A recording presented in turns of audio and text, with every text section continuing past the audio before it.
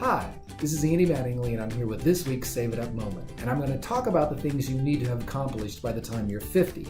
But don't tune out if you're in your 20s or 30s, because the things that I'm going to talk about here are things that you really need to start as soon as you start in the workforce and be building to this. And these are the goals that you should have set for yourself by the time you're 50. So the first thing is have your debt under control. Really, mortgages and auto loans should be all that you have left. And if you have student loans, that means you're going to have to start early on getting rid of those student loans because you don't want them to carry on until you're 50.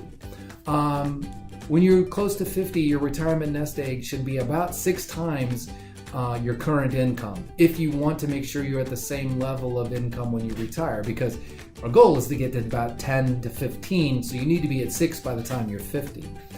The other thing is you should have a plan to have your mortgage paid off in the next 10 to 15 years. So if you're 50, you want to have that mortgage paid off sometime around when you're 60 to 65.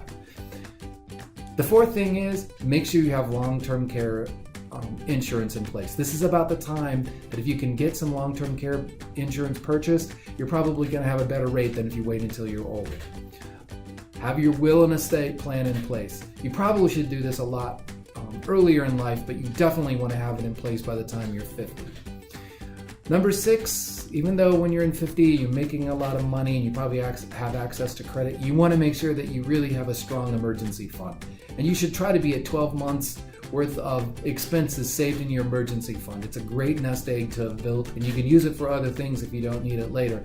But you should be at that level by the time you're 50, which means you got to start really young to get to that kind of level, because our expenses go up every year, so you need more money in that.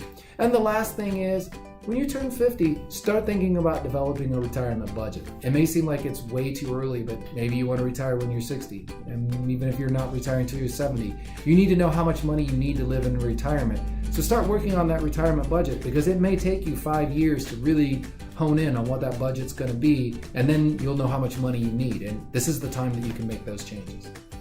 That's been this week's Save It Up moment. If you want any more information on this topic or any other topic, make sure you visit forumcu.com and the Save It Up page.